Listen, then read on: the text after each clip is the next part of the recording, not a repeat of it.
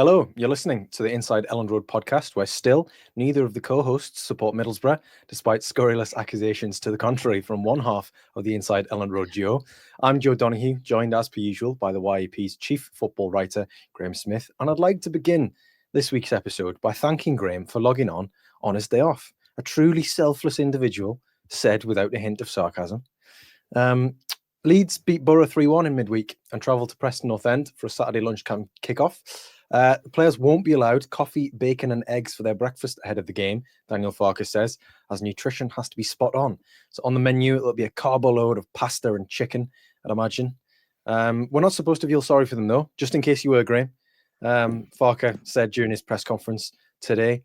And as someone who has eaten cold takeaway pizza for breakfast on more occasions than I'd care to admit, I, somewhat surprisingly, don't actually feel sorry for them. Anyway, 2 weeks to Christmas. What are you getting me, Graham? You know, I thought about just passing on some of my wisdom to you for Christmas.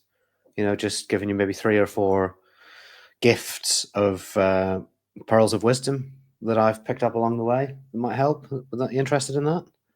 I'm going to pass on that. Do you have, in place of the wisdom, do you have maybe a large bag of coal? Yeah, it's a good question. What do you get for the man who knows everything? I don't know. Just incorrect. I'm not sure. I mean, actually, what about a nice red and white bobble hat? No, I don't think I'd like that. I'm glad that I talked you down from wearing your beard baubles for this week's episodes. You did say before we started recording that you'd like to, should I put them on, all sort of giddy, like a child that's got, I don't know, a new toy. Oh, should I play with it? Look, watch me play with it. No. Yeah. And I thought that's, for your own sake, probably best that you don't, to save you from, ridicule on the internet. But just to give people a flavour of what they are, what on earth are beard baubles? They arrived, I presume my wife bought them upon the encouragement of my children, but they arrived this week from Amazon. And they are essentially tiny baubles that you would put in a tree, but you clip them onto your beard. And some of them are like bells. So like if I wear them and move, I jingle like a festive ginger bearded egg. We're gonna go with elf. Okay. But yeah, because obviously, as we've discussed many times in this podcast, elves are quite short, and I am taller than you. That's not. And everybody knows by now that sometimes you have to know that the battle is lost, Joe, and pick a new battlefront. You know that battle is done. That's your Agincourt. I'm taking ownership of the battle now. That's right, that's the difference. Yes. But tell me about the derby then, the Donoghue derby. What a result for Leeds. Bit gutted I missed that one, to be honest. Was a bit apprehensive about missing it, but bit gutted I wasn't there. First and foremost, good game, entertaining. Yeah, entertaining game. Daniel Farkas described it as exhausting from a tactical perspective, but also it was, Leeds right from the off. They set the tone. They were there. Penned Middlesbrough in very, very early on. They didn't give their key players, Finn Azaz, Ben Doak, Emmanuel Lat the time of day in the final third. I thought that whenever the Borough midfielders or the attacking midfielders got on the ball facing their own goal, it felt as though Joe Rothwell was right at their backs. The fullbacks were, particularly Sam Byram, was right there, ready to make an intervention. And obviously that is what transpired when Leeds ended up going up the other end and scoring. Was it the second or the third goal? I think it was Dan James's goal where Byram slides in with a crunching tackle. Oh no, second goal. Second, yeah. They were well deserving of the 3 points. There was a brief period during the second half, maybe 15 or 20 minutes or so from the beginning of the second half, where Borough did look the better of the two teams. And at 1-1, you thought, that this game can swing either way.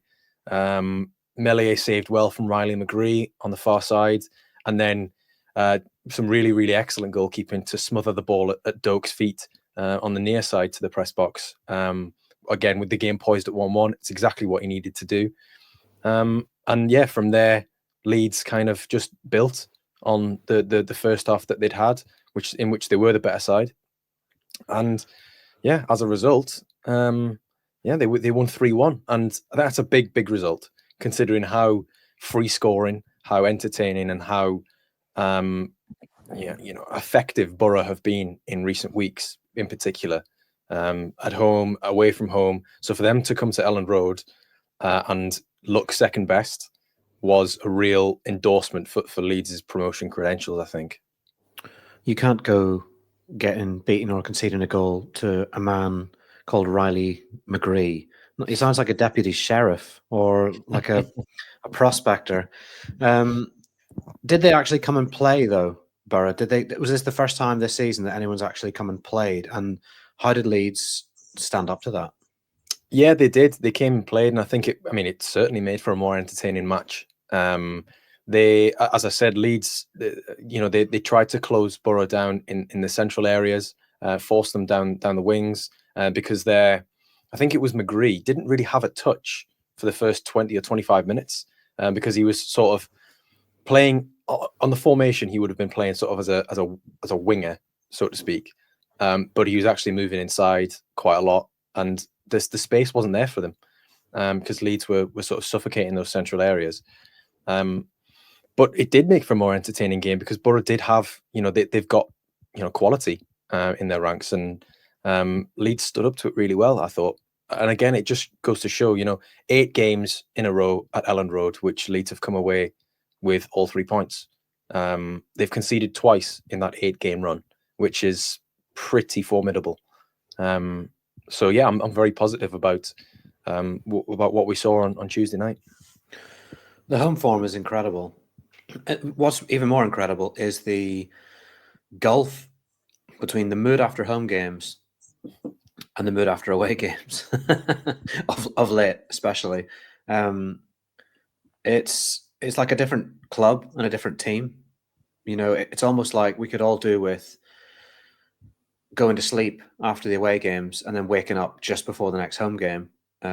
Because Graham, then can I just say, can you not encourage our audience upon to switch off to switch off after games, regardless of the result? Because our audience engaging with the things that we write and talk about is what keeps us in a job.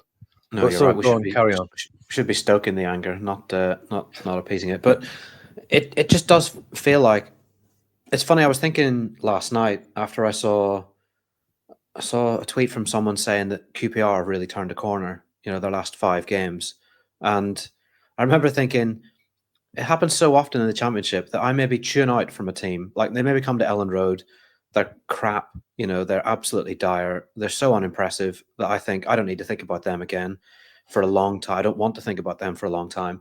And then I see that like the manager's being feted for turning things around and they're doing all right again. It feels like the narrative in the Championship, especially around teams, changes so often and so quickly. They can be absolute nailed on search for relegation, and then a few games later, it's like, oh, actually, they're really good now. But with Leeds, it's more a case of when they play at home, everyone thinks, yeah, going up, and the Leeds fans sing it at home. Leeds are going up, and then they play away. You have a Blackburn away, for example, and or a Millwall. And it's a completely different story, and it's just a completely different feel around the club. Even Bristol, which was a draw. But do we see enough at home to suggest that the home form will keep them right up there for the rest of the season, and the away form is just something that it will come, or that it will be okay if it's a bit patchy? They've played Burnley at home. They've played Sheffield United at home. They've played Middlesbrough at home. Of the the teams right at the top, you've got Sunderland still to come, Blackburn still to come, but again, their away form is nowhere near as good as their home. West Brom, again, it'll be a difficult game, but you're not saying that they're unbeatable. They played Watford at home, who are 8th, and then there's a 4-point gap to Swansea in 9th. You'd have to say there's not an awful lot of, at least on paper, and I gather that is a caveat, on paper, there's not a great deal of too many difficult games given teams' current positions in the table and current form, left at Elland Road. Especially when you consider, they played Sheffield United off the park. They had a real toe-to-toe with Borough, but came out on top because their quality shone through. They were the better team against Burnley, but didn't get the result. And that's just one of those games. I think as well, you look at the away performance against Sunderland, it was deserving of 3 points. And if we don't talk about the topic that shall not be mentioned, then it would have been 3 points. So, and as well, you look at the away table, and it's just teams' performances on the road. Leeds are still up there. Like they're still one of the better teams. Yeah, they're 8th, but they've played, 2 less away games than Swansea, who are directly above them, and Sheffield United, who are at the top of that table.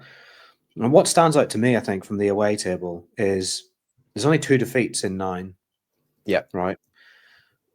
They've also only conceded 8 goals in 9 away games. And they've still, even though they've not been free scoring away from home, nobody really is.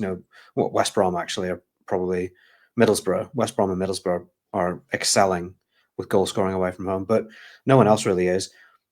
Leeds have got a +3 goal difference away from home, and that and the fact that they're still not conceding a goal a game away from home are, I think, reasons to be optimistic. It's certainly not a disaster. I think it's maybe just a case of it being so contrasting because at home they're so utterly dominant, not just dominant in terms of possession and the way they play, but in terms of results. 9 wins, 1 draw, 1 defeat. That's 6 goals conceded, 25 goals scored. Those are magic numbers. Absolutely magic. Sheffield United, right? They've played 2 fewer games at home. They haven't lost at home, which is very, very good. 8 wins, 1 draw.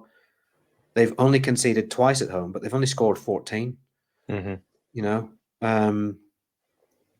I think we are probably looking at the two automatic contenders there, Leeds and the Blades. But the home form is just so good. And the mood is so good after they play at home because they're just winning, relentlessly winning. They're in the groove now at Elland Road. And I guess the question for Farke is, can you take that on the road and get that feeling back away from home? A win against Preston away just before Christmas would calm a lot of people. Calm a lot of the little jitters about their away form. And Talking of being in the groove, Dan James is getting in the groove, isn't he? Yes. Seems like everything he touches now is turned to danger for opposition teams, particularly at Elland Road. But he's just such a threat, and especially in that Borough game. He was involved in all 3 goals, scored 1, assisted. Well, you can kind of say assist, but it obviously took a nick on the way through for Gnonto's sort of ricochet finish.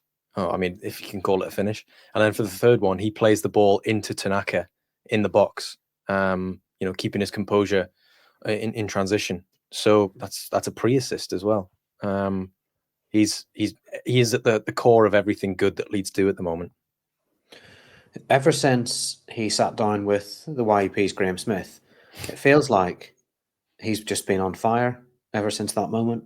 The thing about Dan James, whenever Leeds signed him, I remember asking a journalist who covers the club across the Pennines, Manchester United, what's he like, strengths and weaknesses, and what's he been good at Manchester United? And the take that I got was, if he does something instinctual, if he doesn't have time to think about it, it's very good. If he runs clean through, which he quite often does because of his pace and because he's got players who can find him, and he has time to think, then he seems to get in his own head. He's either indecisive or he picks the wrong option. He crosses when he should shoot. He shoots when he should pass. There was a lack of composure in the final third. And that's, whether it's the environment, whether it's the championship, I don't know. But he does seem to have improved that element of his game massively. And you can think of some of the times he's been played through and he's had time to think about it, like against Borough. He took a couple of touches, didn't he, before the shot to take him into the area. He had time to think about that and he had options. And then he produces that finish, which was just very, very classy, very, very composed. Keeper was getting nowhere near it. Quite difficult, for a right footer to get that shot right, not put too much curl on it and send it past the far post. I thought it was a tremendous finish, and another example of how he's got better. And but yeah, his pace is always a difference maker. His pace is going to get him into great positions. It's just what happens at the end of it. But I feel like his crossing is. I have no statistics to back this up, but I feel like his crossing has improved. I feel like when he cuts back in onto his left, he can quite often find a decent ball to the back post or to the 6-yard box that sometimes isn't being anticipated by Peru or whoever's in the middle. But I feel like his end product is just a massive, massive difference maker for Leeds since they dropped down and since he came back from Fulham. Yeah, I mean, you look at the numbers that he had last season. I think it was 13 goals that he finished on. He's already on 4 for the season and 2 assists this year. And he's been out for a long time. Well, if you let me finish, then I would have said. And he has missed several weeks with injury. But you're just such a big DJ fan since you sat down with him and fawned over him like a fan. Fawned over each other. We both enjoyed the experience.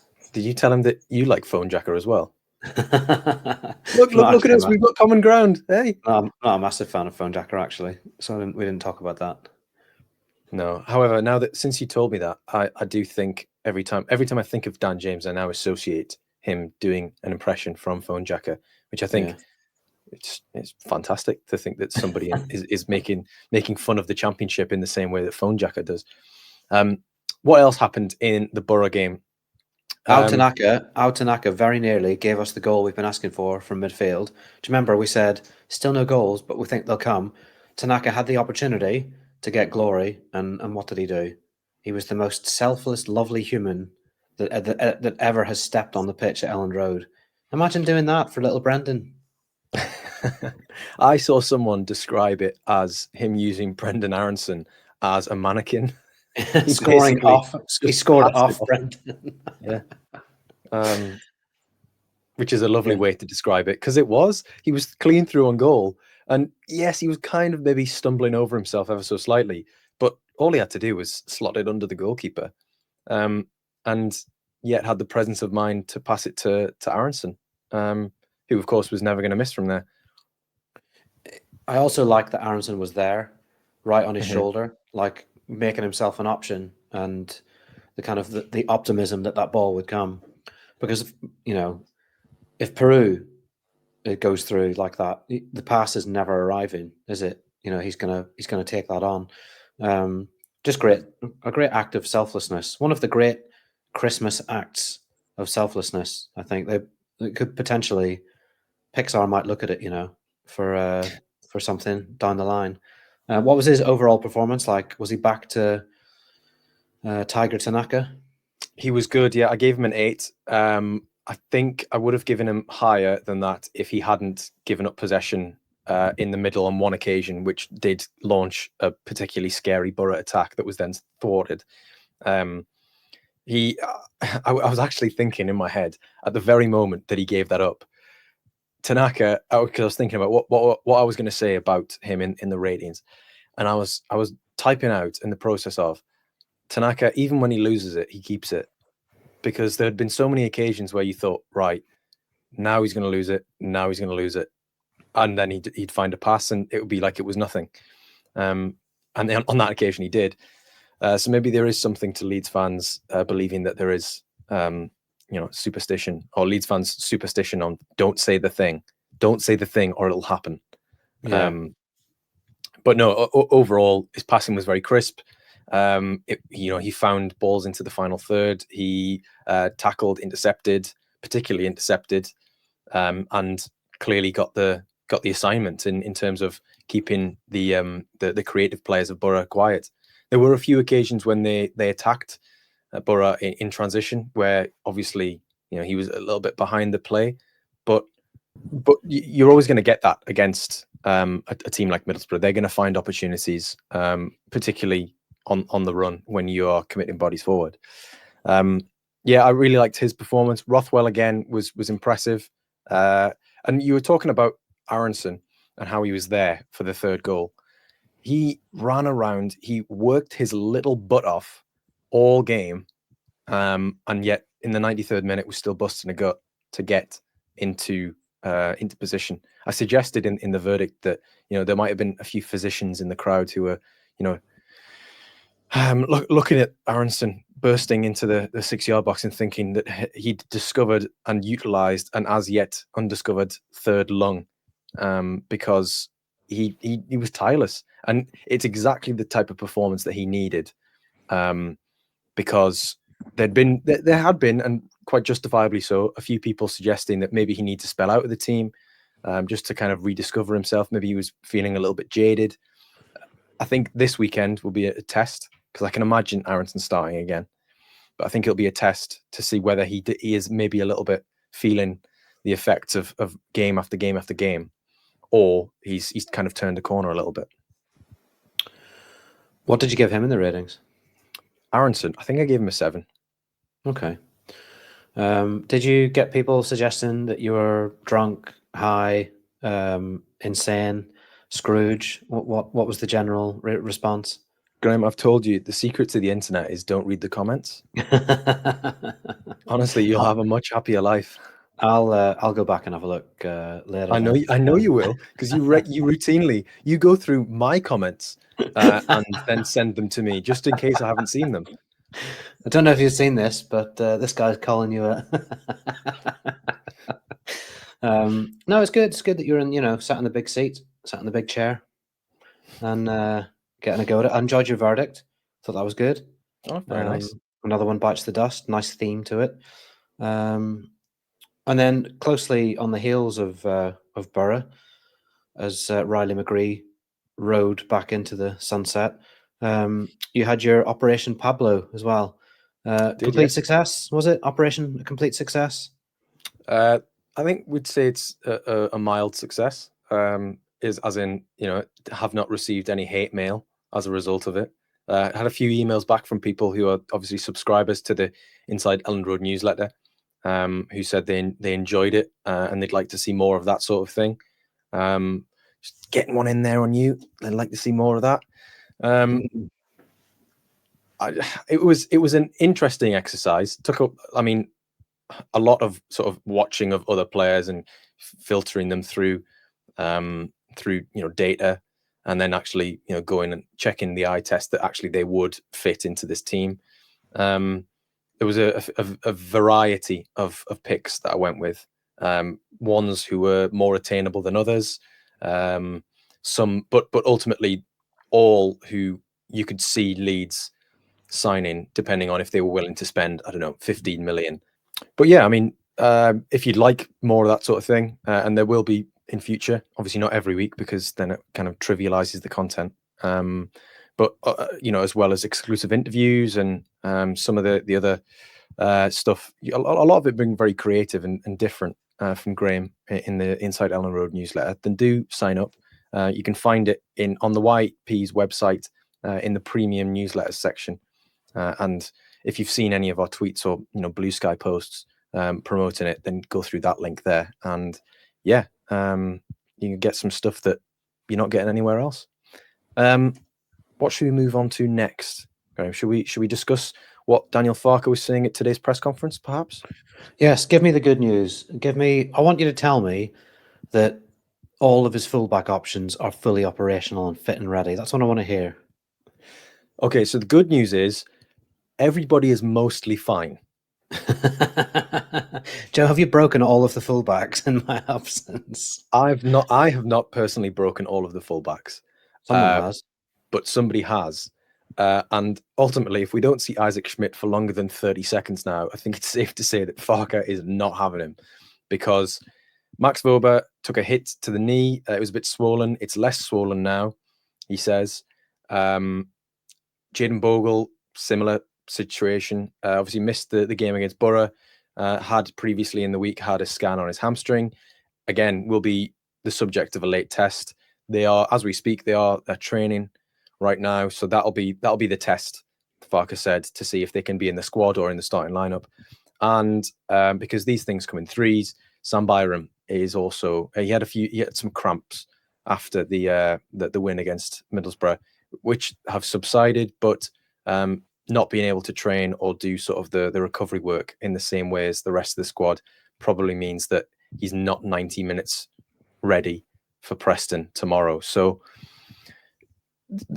I imagine 2 of the 3 will probably be in the squad. I don't know which one won't make it, but I think to risk all 3, given the fixture list coming up, might not be the smartest thing, especially when you do have other options. Yeah, it's a worry. I mean, I guess there's always a concern that Sam Byram's going to pick something up because of age and the history he's had in terms of injuries. I think last season Leeds probably got more out of him than maybe we thought or expected. This season they haven't maybe needed quite so much of him until this period, but he is cover for both sides, so he has a huge importance really. And Vober, with Firpo picking up that injury, Vober's importance has kind of skyrocketed a little bit. It feels like his moment has arrived. So the idea of him not being able to play because of some knock or whatever it's a painful thought for him in Leeds, because he's had to wait a long time for his football, and now it feels like his football is here.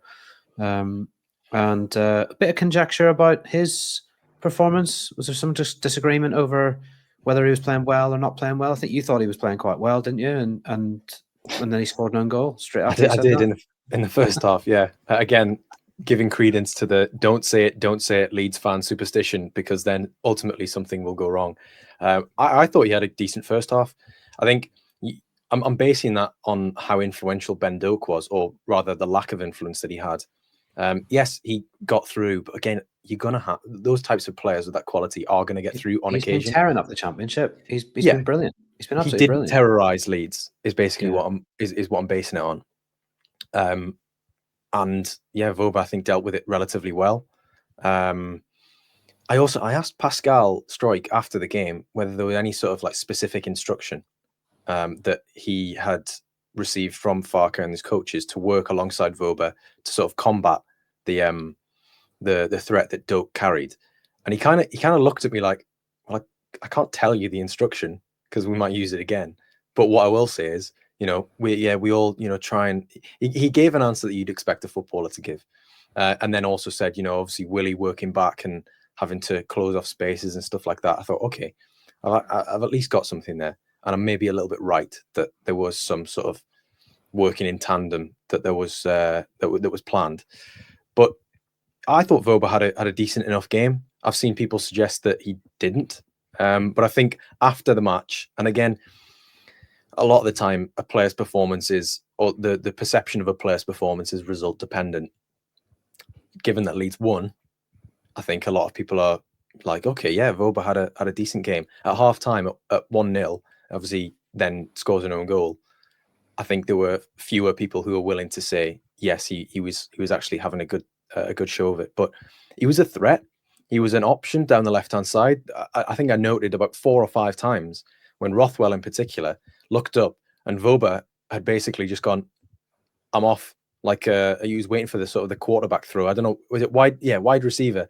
He'd gone like a wide receiver down the left, and more often than not, he was found. Which again, given Farke said that he doesn't possess the same attacking credentials or qualities as Junior Firpo, I think based on that he does. He definitely carried a threat going forward and closed off spaces at the back. There was a few occasions, positioning wise, that I thought, okay, that's a centre half playing left back. But for the most part, given that he hasn't played at all, yeah, absolutely fine for me. How was Pascal anyway? Was he asking about me? He was not asking about me, but I did. No, obviously, a lot on his mind straight after a performance. It's not the time to be asking about me, really, I suppose. When you're that up close and personal with Pascal, it does just strike you. You obviously mention it quite a lot. He's just such a strapping young gentleman. He's a unit of a human being. He is, but he's got a softness to him as well, which is really, really endearing. I need to stop romanticizing Pascal Stroik. Exactly, I'm catching it. In fact, for Christmas, can I ask that you stop romanticizing Pascal Struijk, or is that too much to ask, rather than your wisdom? That can be the title of this week's episode: "Romancing the Stroik" instead of "Romancing the Stone." It's not a Christmas film, though, so it doesn't really fit. Yeah, so I mean, Vauber's great to have, really, in a championship squad. You know, as a backup left back and a backup left-sided centre back. But you really hope that he's actually fit to be that backup right now and make himself available. Because it's an important game. Like coming after that win, the idea of losing away from home, it would just sap all the momentum and the feel good energy.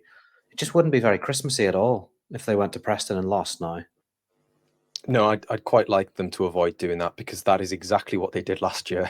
And it was kind of self-destructive last year. They let Liam Miller sort of have the rule of Deepdale. Obviously, he's not going to play because he's not there anymore. And then Meslier decided to bite on, not physically, but sort of rise to the. You could tell he wanted to, though. I mean, he probably did, but you know, he decided to fall for the showmanship of Militin Osmic. I mean, what can you do? I think you've got to go there and try and win the game, but be aware that yes, Paul Heckingbottom is very experienced. He's probably going to set his side up to be hard to beat. They've drawn 4 of the last 5. They've drawn quite a lot at home. Is a draw the worst thing in the world? No, not at all. You know, they've drawn with teams like Sunderland, and they've drawn a lot of games this season. Not just for the last 5. They've drawn a lot of games in general this season, and they've got players like Ali McCann, who's going to rat around and foul people, probably get a booking, but he'll like make life difficult for Leeds, and it'll be combative, I would say. I mean, the fact that they're not able to play Sam Greenwood is a big loss for them, because am I right in saying he's created more big chances than anyone else in the Championship this season? Certainly more than anyone else at Preston. I think he's right up there, you know, in terms of the Championship as well. Is he? I did not know that. I'm sure he is. Who would have that? Who is it? Is it SofaScore has that? No, it'll be FOTMob. Hold on, let me check. Yeah, you check. Let me check. Let me check and just try and prove you wrong. See if this is a load of rubbish. I do think he probably will be there, though, because he is. I feel like he's a creative player. I feel like he's created 9. Right. Okay. So That's you're what I there feel. before me. No, I haven't got there yet.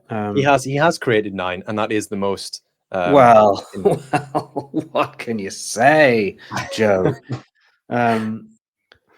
That's significant.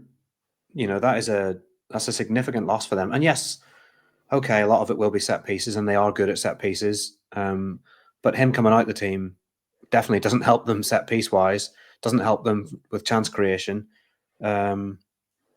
Yeah, just it's quite a nice situation for Leeds, really, to have one of their key men in attacking midfield or wherever they like to play him unavailable. I went and looked at their who scored page, and they had like 3 strengths and about 17 weaknesses. It lists them as like basically bad at defending, bad at defending set pieces, bad at holding a lead, bad at defending through balls. It feels like a team that Leeds can get at, definitely. And again, the first goal, absolutely massive. Leeds get the first goal. I think they'll be absolutely fine. But that is the crucial thing. You do have to get the first goal, and Leeds have tended not to do that away from home. Yeah. So that's the job. That is the job. Who do you go with, though? Because Aronson, right? Will that goal and that performance give his little legs just the little boost that they need? You know, or at some point, is he going to have to sit down? But then who's the alternative? That's the. There's the rub. Ramazani? Gnonto? I'd say Gnonto is probably the next best, but you know, you probably need him. Given that, hold on, here's some insight for you. Given that Preston play wing backs, you know, they've got 3 central defenders and then play wing backs. You're probably going to need Gnonto tracking back. and Dan James. Yeah. And the likelihood is that Farke is going to start Solomon in Gnonto's place over Ramazani, given that Ramazani was more recently injured, if he moves Gnonto centrally. And I'm not comfortable with Solomon doing the tracking work that the other wingers do. Yeah. Yeah, you're probably right. Well, it'll be a nice change though with a team playing 5 at the back, just because they normally do set up like that, and not because we've arrived and they wanted to ruin all our fun. Yeah. So where do you see the game being won for Leeds then, other than the first goal? I see it. Genuinely, I'd start Joel Piroe because I don't think that Preston are going to give up too many chances. So I think you're going to need to, as Farke would say, be there with a quite ruthless finish. Yeah. Early doors. Get one chance, get one goal. And Piroe is probably the best finisher in the squad. He's definitely going the to best finisher in the squad. He's going to be fresher than Joseph. I mean, I wouldn't throw Bamford in for this one from the start, for obvious reasons. And yeah, I mean, the team's not going to change that much. I mean, in terms of enforced changes, it might do, but Tanaka and Rothwell are going to start together. Rodon and Struyken are going to start together. I don't worry too much about Preston's threat, although I do wonder if they'll start Osmic as the lone front man to maybe just, with his sharpened elbows to kind of get into the ribs of Rodon and Strike, as opposed to Emil Rees, who is their top goal scorer at the moment. So I don't know. I don't know how they'll play it. I know that Heckingbottom isn't happy with the scheduling of the game, though. He said, that's the one thing I don't like a bit about these split fixtures. It's just foolish, really, how much of an advantage it gives another team. We've sort of been at the wrong end of that. And what he's referencing there is that they played on Wednesday night. Leeds obviously played Tuesday night. So he is obviously, he's feeling the effect, or at least his squad is feeling the effect, even though they're probably going to be mostly available. And it was in Cardiff, wasn't it? Whereas Leeds were at home. Yeah, it was in Cardiff. Leeds on Tuesday night, sleeping in their own beds. Wednesday night, sleeping in their own beds. Preston, probably travelling back Wednesday night, not sleeping in their own beds till Thursday night. So, not sleeping properly anyway. It's the kind of thing that Farke would mention. So I don't mind him mentioning it. It's fair enough to point out. What you'd also say is that Leeds have been at the wrong end of these scheduling issues more than once this season, with international breaks, and Friday night fixtures, early kickoffs, 3 games in 6 days. They've had a lot of it to deal with, and they probably get moved around more than most. So sympathy will be in fairly short supply, I would imagine, from Leeds fans for Hecky's plight. But you just got to deal with it. Just briefly, before we go on to do predictions for Preston, should we talk about Junior Firpo's future? Because it's coming up to 6 months until his contract expires. Throughout the past 12 months, he's been one of the best players and consistent players in the Leeds team, now spending between 4 and 6 weeks out. Farke said today that it's not the time right now to discuss the potential of a contract renewal or his future, that sort of, just that general gist of topic, because of how many games there are and how they're all coming thick and fast. But at some point, you do have to have that conversation, particularly given that from January the 1st, Firpo can sign a pre-contract agreement with non-domestic teams. So basically, any foreign club. So, for example, a team in Spain might say, "Junior, you've done 4 years in England. Do you want to come back to Spain?" I mean, it felt as though there was links every summer, and Junior told you, didn't he, when you spoke to him for the Inside Elland Road newsletter, that he didn't want to just jump ship after relegation, but kind of intimated that there were options. Yeah, but he had a contract here. Yeah, he could have gone. I think what he was saying to me was I had my option to go like the others did. But he stayed. I thought when you said let's talk about Junior's future, I thought we're going to map out the road post football for him, what we could see him doing. I could see him developing properties, in Dominican Republic, really, really like making a lot of money, bringing a lot of wealth. I think the other way. I think I could see him doing sort of like outreach work, like charitable stuff in the Caribbean. Because, yeah, maybe, or he ends up running CONCACAF. I could see that. oh, I could definitely see that. I'd love that. The reason that Um, I'm saying I could see him sort of going down the charitable route is because, the Dominican Republic shares an island. Here's Joe's geopolitics corner. We have had comments on that before, actually, from listeners. The Dominican Republic shares an island with Haiti. Obviously, It does. Haiti's not. I mean, it hasn't recovered since the earthquake that it had about 15 years ago.